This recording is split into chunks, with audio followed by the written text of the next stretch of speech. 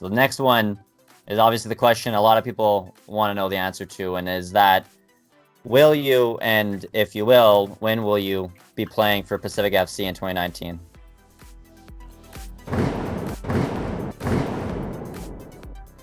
All right, guys, welcome to A.F.C. Curtis. I'm your host, Curtis. I'm super excited today. We're going to be talking to one of the biggest names, arguably, in the Canadian Premier League's year one here, and Mr. Marcel De Jong from Pacific FC. So, Marcel, how are you doing today? I'm good, thanks. How are you? I'm doing great. I mean, I'm talking to you. You're one of the biggest names I've been able to interview this year. I'm pretty excited. Oh, yeah. No, it's my first interview in a while, so a little bit rusty probably, but it should be okay. That's okay. We don't take ourselves too seriously here at A.F.C. Curtis. Right. We're just having fun. So, I mean, the first question is how you're doing. How are you doing in your recovery process? Are you feeling better? It's been a few months now. How's everything going? Yeah, it's going well. It's been, 5.5 months now, I think, almost maybe five months and 3 weeks since, the injury. But no, it's coming along and it's doing really well. Obviously, the club is providing me with all the necessary recoveries and treatments. So they're taking good care of me, and I'm in a good place right now. That's good. It's because you're obviously one of the big signings that we got this past offseason. So we're just hoping to finally get to see you. Unfortunately, yes, here in Winnipeg, where I am, we're gonna have to wait another year to see you because PFC is not in town anymore. But it's tough. What do you? Because we've seen you on TV there. You've been on the sidelines watching a lot of PFC matches this year. How good do you think they've been this year? Yeah, I mean, everybody knows this league. Everybody's new.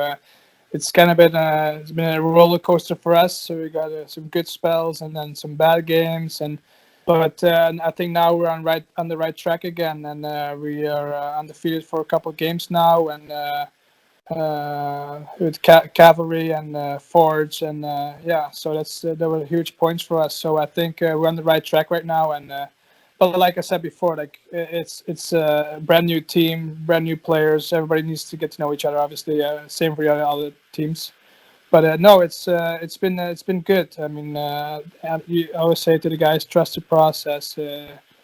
Rome wasn't built in one day, right? So Right. yeah, it takes a while, but yeah, no, I'm confident that we can finish off the season strong. So you mentioned getting to know each other and kind of building that chemistry there. Do you think that that's what kind of helped Cavalry win the fall season there? Is just that they had that chemistry because half the team was from the foothills the year prior, right? So do you think that kind of gave them a little bit of a step up right now, at least in the first half of this year? Yeah, I think so. I think it's a huge advantage for them, especially with their coach who's playing with the same guys, same system. So I think those things, if you add them up, you have a big advantage. But yeah, obviously, a game is a game. It's 11 against 11. So at the end of the day, Cavalry is doing great job and having a fantastic season. So it's credits to them, obviously. But yeah, no, it's an advantage for sure. And what do you think that Pacific FC almost have to do to get to that next level to be able to contend for? I mean, they are still in the running as of the recording of this interview for the fall title. But what do you think for future years? What do you think are the pieces, or maybe in terms of tactics or formation wise? What do you think are those next things that need to improve on to be at the caliber of, let's say, maybe a Forge FC or Cavalry FC, where they're always contending for 1-2 spot in the table? Tough question. Yeah, I'm not sure. I think the most important thing is you have the right mix between young players and veterans with experience. I mean, sometimes you need to see a game through in the last 10 minutes. You need to put bodies on the line, and I think those are things that you need to have as a team. And I think yeah, like I said, it's a process. We got a lot of guys here that are just adjusting to the professional soccer. So, but I think we've got the quality, but it's just practice, repetition, game in, game out, week in, week out, big games, media, fans and all of that. If we can have those players control those feelings, those anxieties, whatever. If they can control that, then I think we should be okay. So about controlling that, do you think that's maybe for like the younger players? Because I mean, the PFC is one of the younger teams in the league. I think they have triple the amount of the second most in terms of minutes for under 21 players. Do you think it's maybe that experience right now for those young players that are kind of maybe keeping them from that top level right now? I don't want to say as like something that hinders them, because I think PFC's having that huge potential cap is probably makes them a standout team for future titles. I mean, you look at young stars like Hernandez has really impressed me. Obviously, Campbell right now is tearing up the league. I'm sure that there's a few more on, dude. But do you think that experience level right now is what's keeping them, at least this season, from those title aspirations? Yeah, I believe so. I mean, if you go for like I said, there's repetition week in, week out. If they can control that and perform, if you have a certain standard, but you don't get under, if you don't drop that standard, and then you always play for like a 7. You know, you always want to be higher, obviously. But if your lowest point is a 7, then I think it's a good spot for players.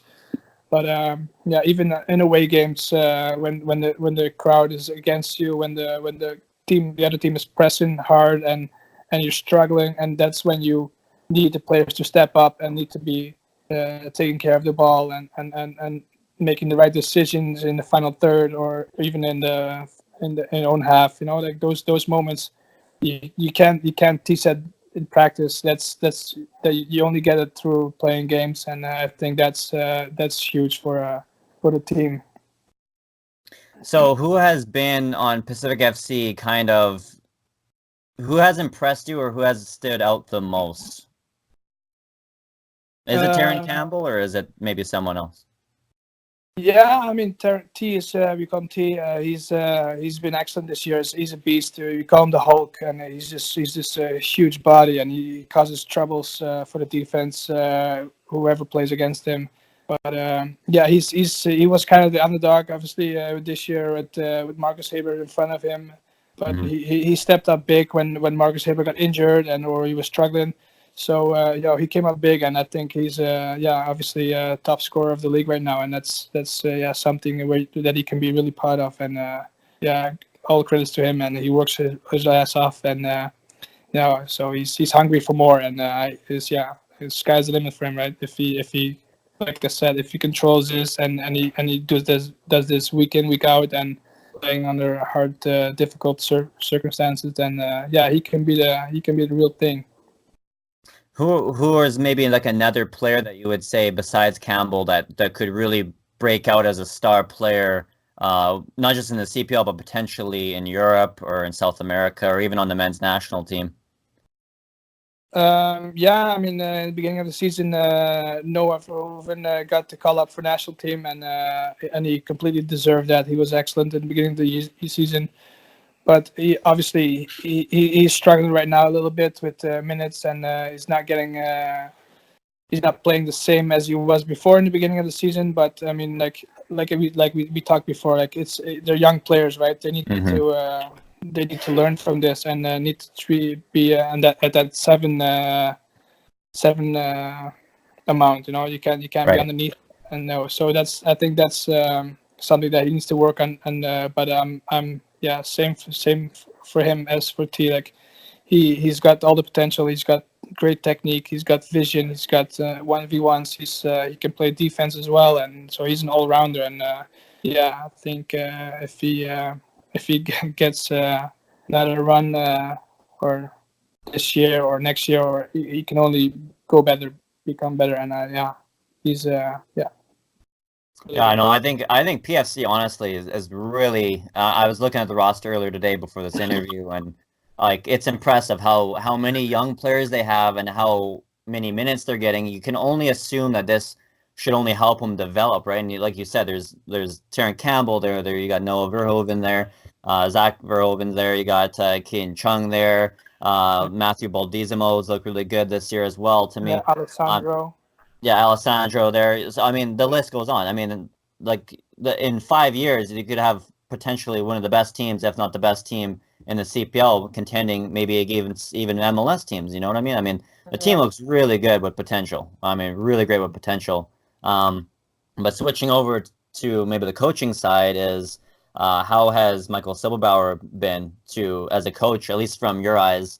Obviously, you only had maybe the 2 or 3 weeks of training camp with them, unfortunately, but you know, because he was a big mystery piece, right? I'm only asking that because everybody kind of coming in there, they didn't really know what they were gonna to get out of Silberbauer because he's kind of like that outside coming into a Canadian market. How's he been? By the way, it was only 2 or 3 days of training instead of 2 or 3 weeks. Oh, really? Yeah, I got hurt like in the second day of training. All right, But yeah, because that's right, because you did the camping. You were out for camping the first week of March, wasn't it?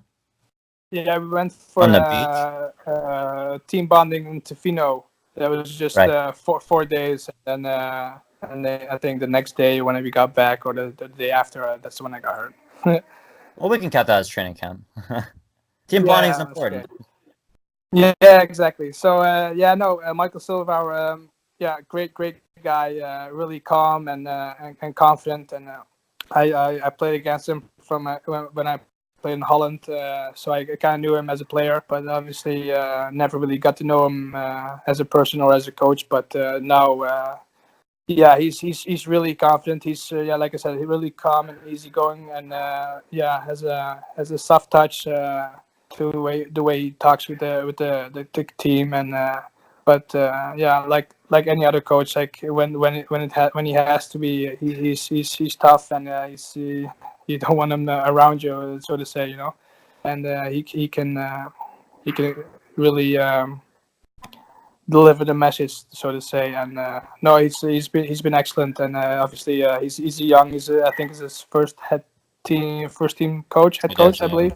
Oh. Yeah, so no, he's been excellent. Obviously, we were struggling in the beginning of the year and with wins and losses, and but no, he got the group together, and yeah, we're on the right track, and yeah, that's also credits to him.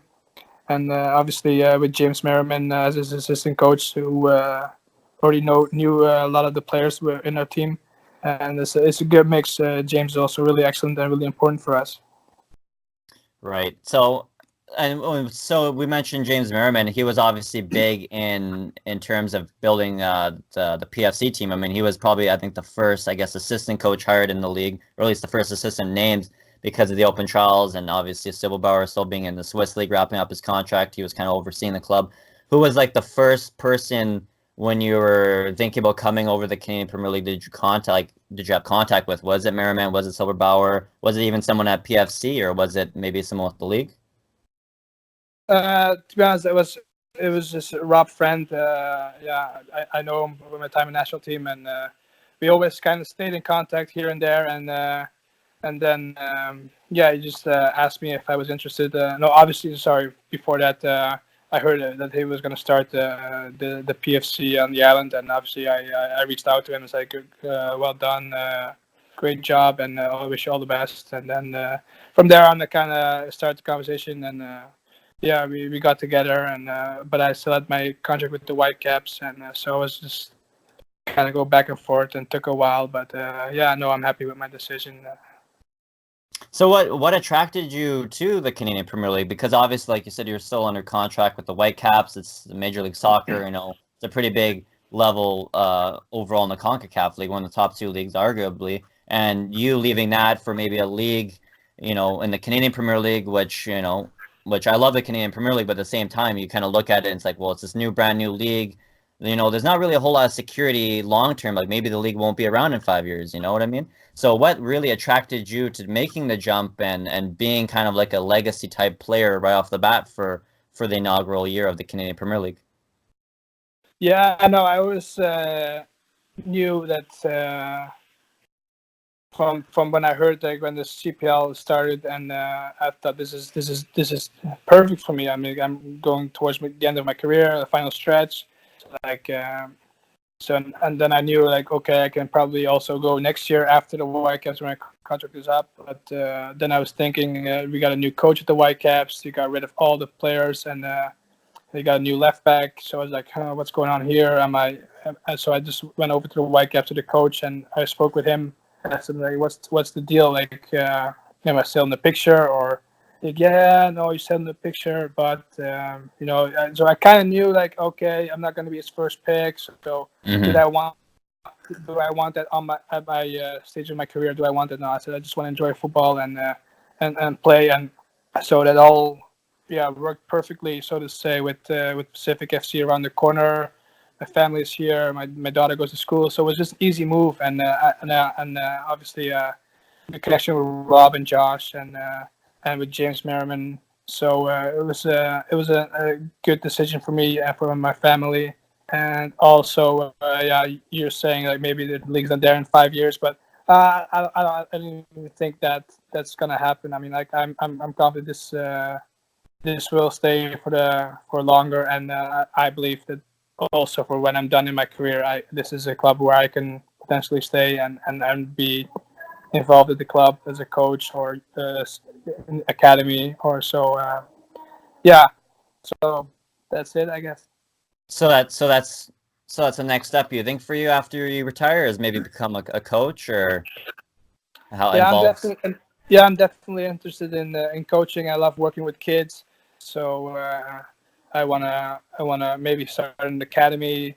Start with the academy and go from there and see how it goes. But obviously, it's in the back of my head. It's not in right here. And here's just Pacific FC soccer, and whatever happens after happens. So what do you think the league has to do? Obviously, you mentioned you think the league will be around longer than the 5 years, and hopefully, I hope it's as long as it can go. Really, the league. Yeah. But what do you think? What do you think the Canadian Premier League has to do to get to that next level? To maybe reach an MLS type or a Liga MX type, or even maybe a bigger league in Europe. What's that next step they need to take to hopefully get there? Obviously we need more teams and need to grow, but right now we have obviously we have a lot of teams have a lot of young players, and it was just good for development. But if you really want to compete with an MLS team or Mexican team or whatever, you need to have like guys with experience and who can step in and be there from day one instead of players they need like 6 months or to a year to adjust to everything and deal with traveling, deal with different time zones, and dealing with hotel life. And I think that's what you would need to make this into the next step. So you mentioned more teams, and obviously the thing I find this year everyone's been talking about and everyone just loves to hear any news on is expansion. What do you think is the next maybe two cities that the Canadian Premier League, or what do you think we should be expanding into? What are the next two cities? I hope there's one around the corner. So travel. No, I'm just. I mean, obviously we got a couple in Toronto area. We got Edmonton and Calgary. So if in BC would be nice. Um, I'm not sure. Like so many cities, but I mean, like it would be nice if you have like every like team has their own like rivalry, so to say, Right. and that would be exciting, and that's what I'm hoping for. So you played in the MLS, and I asked this question in December when I interviewed Alex Bunbury, and he believed that we could. But do you think the Canadian Premier League could reach the level, and not even reach it, but surpass and be better than the MLS? Uh, the MLS is still one of the fastest growing leagues in the world, so that's going to be tough. But I'm not sure. I think what we need is like we need a soccer culture all over the country, and then obviously we have the hockey and the basketball. So it's tough to say. Right now, if I would have to bet on it, I wouldn't say it will get bigger as the MLS. But I mean, it has potential for sure. But obviously, it needs time. Like, how long did it take for the MLS to grow into what is now? Like, it's like the 30 25 years. years, I think. Yeah. Yeah. So actually, that's what I mean. Like, we're still a long ways out from even being close to the MLS. And But yeah, like I said, there's potential, but everything needs to be a little bit better, a little bit more professional, and a little bit more love for the game, so to say. How do you think the attendance numbers I don't know if you've seen any of the attendance numbers across the league, but right now it looks like the average is about 4,500 fans. Is that kind of what you thought it would be in the year one, or is that maybe past your expectations, or maybe below your expectations? Um, yeah, I don't know. I mean, I think it's pretty decent. Never played for like a lower amount of fans, but I mean it's like the stadium, the way we built it. I don't know if you've been out here, but I mean it's great. It's a great atmosphere. Stadiums are not big, so I mean our stadium is not big, and it's pretty much full. So that creates an extra energy boost for the players. So it's nice to have stadiums pretty much full over here. And obviously, I can't speak about the other clubs, but I haven't been there yet. But no, it's been good. I mean, still think we can do better, but obviously, like I said, it's growing, and yeah, people are still getting used to us having a team here. So yeah. Yeah, no, I haven't been able to get out there yet. I'm hoping next year. Yeah. I'm going to Vancouver at the end of October, so I just missed like the last game I think it was of the schedule this year. But next summer I definitely it's one of the top of my list. That Yeah, it's definitely definitely worth it. It's nice. We reopened the stadium with the nice stands behind the goal. right. It's nice. Yeah, the water in the background and the mountains. It's beautiful. Yeah, no, it looks like it's probably in a really nice location. So Yeah, definitely one of the best views in the league. I think it's a yeah, little bit better maybe than the Investors Group Field, where it's just kind of like a big stadium and you're kind of in like a lower bowl where the seats are. You don't really get to see too much of a view other than the clouds. yeah, So yeah. yeah, so obviously got the BC mountains there. But we're getting close to the end of the interview here, and I got two more questions here, two big questions here. So the next one is obviously the question a lot of people want to know the answer to, and is that will you, and if you will, when will you be playing for Pacific FC in 2019?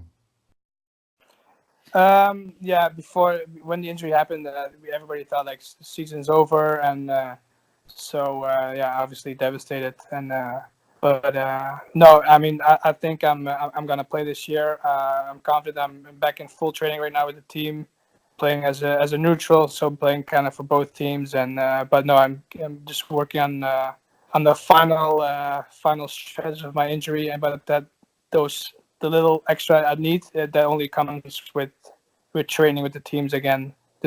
And but no, it's going really well, and I feel confident, and I feel confident enough to say that I'll play this year. So probably about October then. You think you'd probably get on the pitch? Yeah, I mean, like you said, like it's I think 7 games left. We play Wednesday, Saturday. So 5 games left. So maybe after maybe I don't know 2 or 3 weeks. Maybe I'm hoping. So end of September, beginning October. So we'll see. Yeah, I mean, and that's just first of all, I don't know what you've been doing, but that's incredible to have such a crazy turnaround like that. You're obviously superhuman or something to be able to just turn around in such a short amount of time from that injury. I mean, that's I, incredible stuff. that's funny. That's funny. That's thank you. That's funny because my obviously my childhood idol was David Beckham, and he did his Achilles as well, and it happened. His injury happened one day after mine. Like the date, his mine happened Wow. March 13th, and his happened March 14th, and he came back. His first game in the squad was September 15th, I believe. So that's exactly 6 months. So that's what I was like. Oh, that's my motivation. I want to do it too. So we'll see. That's incredible. That's incredible. It's incredible, like just the way sports nowadays and just athletes are built and just all the science and stuff we have now available, how injury time can just be, they're so short nowadays. I mean, no one's really ever out. You got people with career-ending injuries who are coming back like a year or two later, just out of the blue. Yeah. So that's incredible stuff. But Yeah. before I No. let Right. Yeah. So no, like I said, like I have the medical staff around me.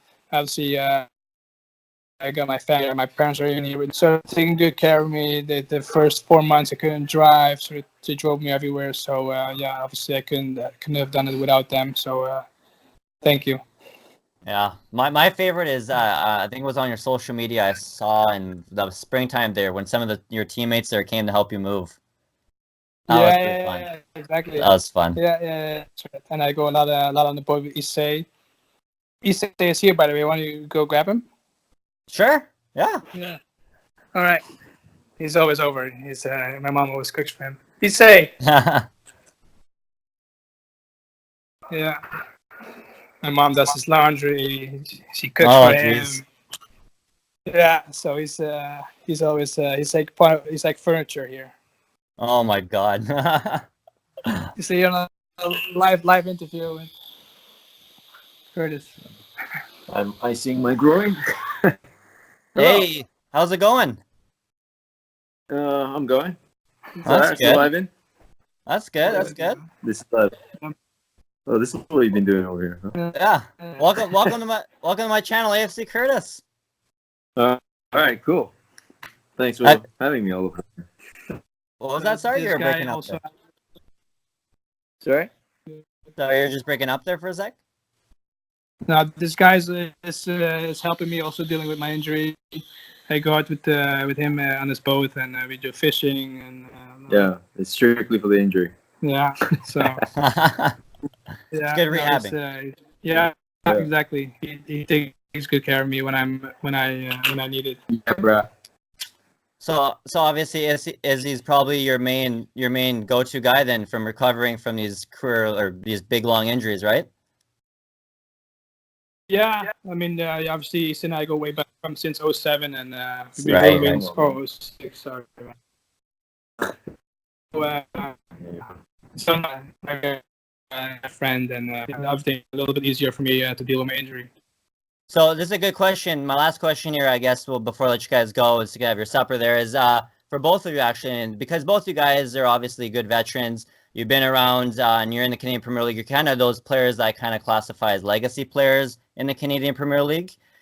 So my question to you guys is, when your career is over in the CPL, or maybe when your time in general in the CPL is over, what is the legacy you guys would like to be known for what you left behind in the Canadian Premier League? I don't know. It's a tough question. I would say maybe obviously the pathway for the young guys is already there, but I just hope that they will see us as the guys who were there first and who started building the league and be role models and for young kids that are watching right now. They see like, oh, these guys, they played all over the world. They're now in CPL, so wow, that's amazing. I want to be one of those guys. So I think that's for me. I think one of the legacies I would choose. How about you, A.F.C.? What's your legacy you want to leave behind? Legacy, eh? Yeah. I don't know. Never really thought of it. I mean, when people, especially kids, when they give us like compliments of like, I don't know, idol or all those whatever words.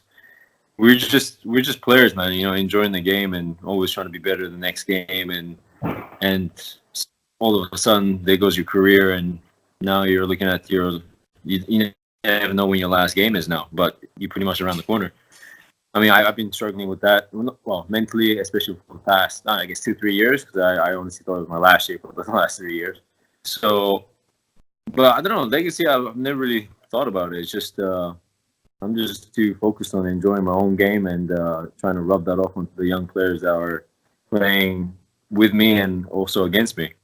I mean, I still talk to some of the guys on the other teams too, some of the younger players that came through the national team, and like for example, Petrasso. You know, just whether it's just a few good words saying that even though he's struggling with whatever he was back then, but to still say, you know, I think you're doing well, blah blah blah. Not that my comment means anything, but it lifts their spirit up, even if it's just a fraction. You know, it's I don't know. This is just Canadian football. I've always loved being part of the Canadian football. This is where I feel like home. I've always been a foreign player, and for the first time. You know, it's nice to be a local player, and I guess for us to be remembered that way, how we finished it off Canada. So that become a legacy. I don't know. So But we'll stay in the game one way or another. Kind of comes full circle though, eh? Because you kind of started, you know, say you're Canadians, but then you kind of get to finally come home at the start of a Canadian league and finish your careers off. Doesn't it kind of feel like it's almost coming like that full circle type thing? Yeah. Well, we both started outside Canada. Right. We were one of those guys that left Canada to pursue football. It was just we were pursuing in different countries, and then we got lucky with the national team, and that's how we met and got to experience what we experienced with the national team, which for me is the greatest, the one of the best experiences in football was with the national team. So we give national team big thanks, and I think it's also one of the main reasons why I came back. No, not just because of him, but just because of you. Yeah. But, no, just to come back and actually want to give something back. You know, whether it's just 10% inspiration to a younger player or what. As long as it's something that we can rub off and leave behind, I guess. That's pretty good. That's pretty memorable. Yeah, no, I think on just as a fan, like myself being kind of like a super fan, with my old channel and everything, I mean, it's been great having players like yourselves who I literally grew up watching you guys. I remember watching you guys on TSN when you were in the MLS or in Europe, and just now getting to watch you guys finally in person in Winnipeg. Never would have thought that would have ever happened in my life. Now I get to do that. Kind of, I mean, well, Marcel, I'm gonna have to wait till next year to see you, but I'm pretty happy you guys made it to the Canadian Premier League. You guys were those name players that I think were important to have in the Canadian Premier League. And I think PFC are definitely lucky to have two players like yourself with all that experience, especially with those younger players. So, I mean, I would like to say on behalf of at least myself and maybe even some of the fans, thank you guys for even coming to the Canadian Premier League and just finally getting to play in some of these cities that we wish we could have saw you guys play in. And now we finally do get to see you guys playing. I mean, it's super exciting. But I'll let you guys go have your dinner there. And thank you so much for being on my channel. I appreciate it. And we'll have to have you guys back on again. Sweet. Yeah. Thanks for having us. Yeah. Whatever, man. Give us a shout. Nice. There you go. All right. Thanks, guys.